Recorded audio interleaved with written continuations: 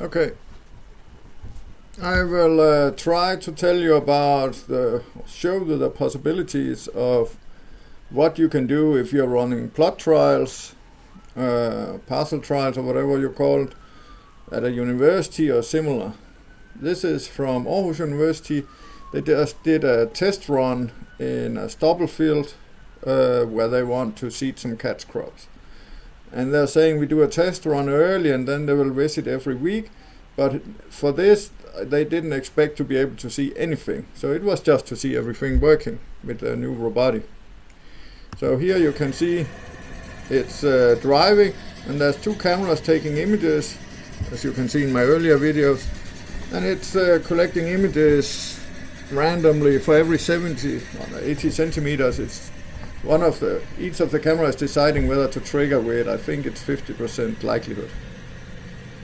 So now they have collected images, and if you go into dashboard, I logged in as a user, then I can in the logbook see on that date there was a job.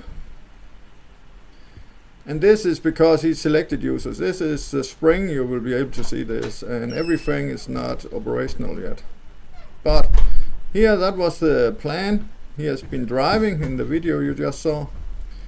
And the virtual fieldwork is meant as that's the images being uploaded while it's operating. So that's these green dots. Very soon you can press here and then you can see the image. That is an update we are pushing soon. But he has put in the hard drive collecting a lot more images, and here you can see the images being uploaded, and here we can also press soon and have a look at them. But now we have a lot of images, so what? Let's have a look. I will use the tool we use for quality assessment via one of our external partners, QGIS.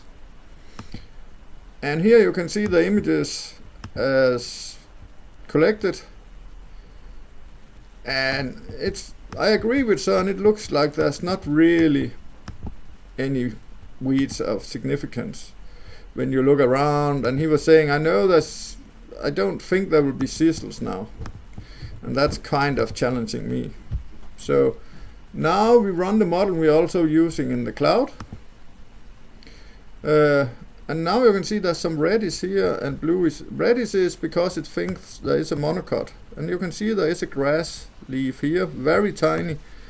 And over here there's a dicot. I could also ask, please sort based on creeping thistle. That's the one we didn't have in the field, according to Søren's first thinking, at least. If I then look, the orange here is Thistle. I sorted it so I get the one with the highest density. So it's definitely thistles here. But this is just like you are clicking around in the previous map. I can do a request, finding out where they are. Then I can get I haven't run it here, but I can get this one. Where are we? A comma-separated file with all the images, and then I can import into QGIS, and I can also tell our cloud service, which will be a part in the spring, to analyze it. So let's have a look at the results. I have the project here. So I imported first just the file showing this is where we had the images. You can recognize it from the previous map. The color is whether it's CropEye 1 or 2, which one it is, and that's it. But let's look at the results, the analytical results. If you take the dicot weeds, which it seems like there was not really any. Not that one first. First this one. This is the points, just the raw values. And notice it's not a linear scale. It's kind of getting wider and wider, kind of logarithmic. So as long as it's green, it's below 20 per square meter approximately. At 0.8, but that's okay. So you can see there is some wide areas, and you get the impression there are some strips here which are more white than this one is more greenish, just looking at the scatter plot. So if I do a directional interpolation, you can see it fits quite well. So let's not look at the points anymore. Then you get the impression that it seems like this one is more white, so there's no weed, and here's no weed, and then suddenly there's weed in half of it. So it seems like there's two parcels. So that's the first impression you get of that. There seems to be some patterns in here.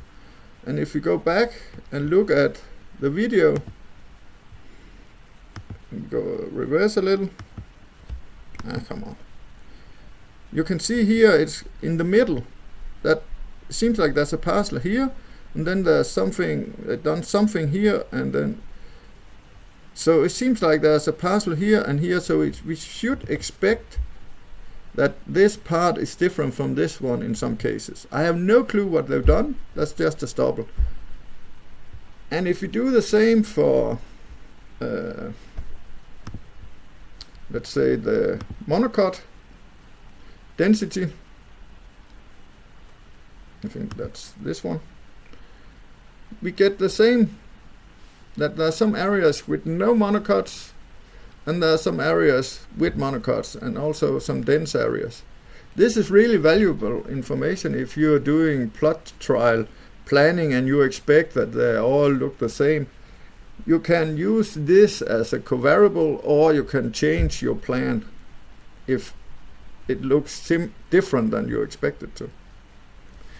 And let's just end with the Thistles. So the Thistles here, where do we have it? Here.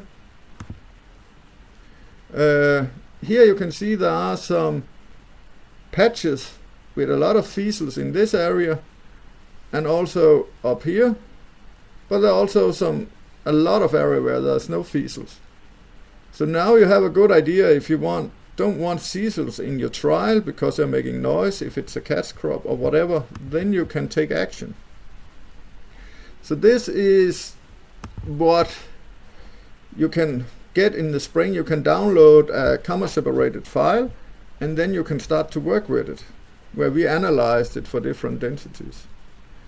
And you will be able to do that from the GUI. You cannot do it today. This is me doing the GUI thingy, just to give you an impression of what is possible from in here soon. So if you want an impression of how this works, we can cheat a little and say using the IGIS platform, where you can get a lot of quality assessment and other services from them. So if we zoom here, the problem is we are sampling more dense than IGIS is used to. So I cannot really point out a single image, then we need one more zoom level. But I can look at the images here, trying to find the one. I can also say I want the full resolution image.